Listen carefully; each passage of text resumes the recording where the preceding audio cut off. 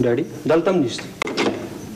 څه عجیبه خلک دي، د ټایم او د ډای پابندۍ خیال نه ساتي. اوهو را بشي که نه هلک دی، ته څه په یوه ساه لګیا شوې؟ هم ستا دې خبرو هغه وران کړی دی. نو ته په خپله تمیز ښې او نه ورته ما پرېږدي. بس رفت، بلډ پریشر به دې بیا های شي. ما له کار مه ګوره. مورې شکیل خو د ډیډي نیازبین بچی دی که نه، د ګاډي چابیانې ورسره دي چې چېرته یې خوښوي ګرځي. مسټر جمیل ته زموږ د تعلقاتو خرابولو کوشش مه کوه. رفت دومره لیونی نه چې ستا په خبرو کې به راشي.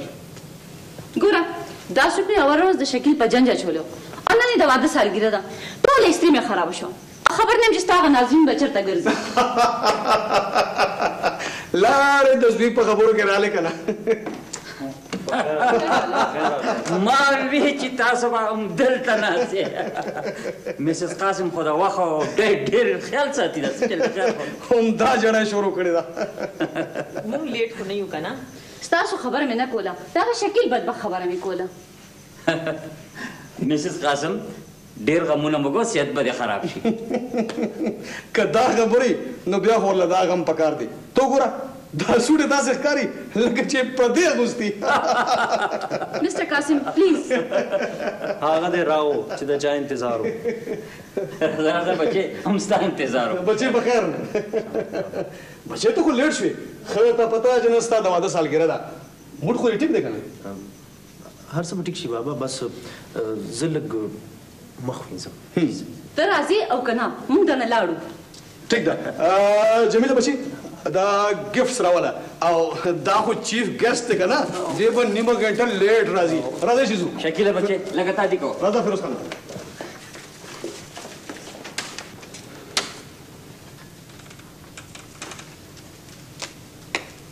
موږ د څه وخت راځي ځان تیار کړی، دا ته چېرته وې؟ یو خو دې کور کې وړو خبرو ته ډېر اهمیت ورکولی شي. ښه زموږ د واده سالګیره وړه خبره ده.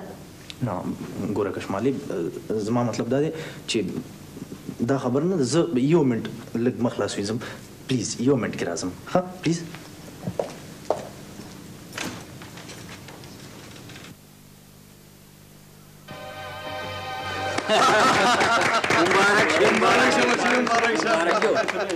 خو د دې خوشحالۍ نه پس یو بله خوشحالي پکار ده، د بل واده. د بل واده؟ د جمیل خان د واده خبره کوم. راځئ چې بلته شریف لاله چای دې خوا راوړه. یاره فیروز خانه خوش قسمت ہے اورې ځان دې په وخت بېغمه کړ.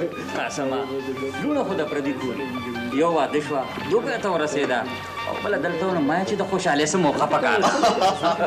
کشمالې بچې نن دا کیک په خپل لاس ټولو ته آفر کا. مامي خو ټولو نه اول ما ته. هو گیا اول ته واخله. نو کشمالې پلیز.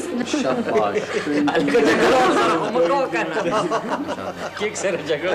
شکیله بچې دا ته ولې داسې زنګېدلې ولاړې؟ څه د پیسو مسله خو نه ده؟ نه بابا څه خاص خبره خو نشته. عام خبره خو ده که نه، حسب معموله په تندي 12 بجو. شکیله د خوشحالۍ په موقع څه خو ووایه که نه؟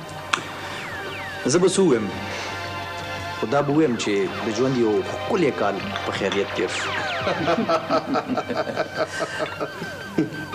رشته داجي تاسو خو ماته ویل چې زما د سالګرې په موقع ما له 1 لک روپۍ راکوئ. او بچې پیسې ډېرې دي، پیسې ستا نه سخې خو نه دي، خو شکیله بچې ستا د هغې منصوبې څه جلو شو؟ انکل هغه لا تر اوسه د مالي بحران ښکار ده. نه بچې د غلط بیانانه به کار نه اخلي. تا کله رقم غوښته دی او موږ ته انکار کړی دی او موږ خو پرېږده. شکر دی اسخر کاکا جي اوس هغه دغه سړی نه دی. دا 1 لک 2 لک روپۍ خو ترې هم دی درکولی شي. بالکل چې کله اړه غواړي ما ته دې ووایي چک به ورته کټ کړم. اړه غواړي نه دا به اوس راکړې. اوس پالې زه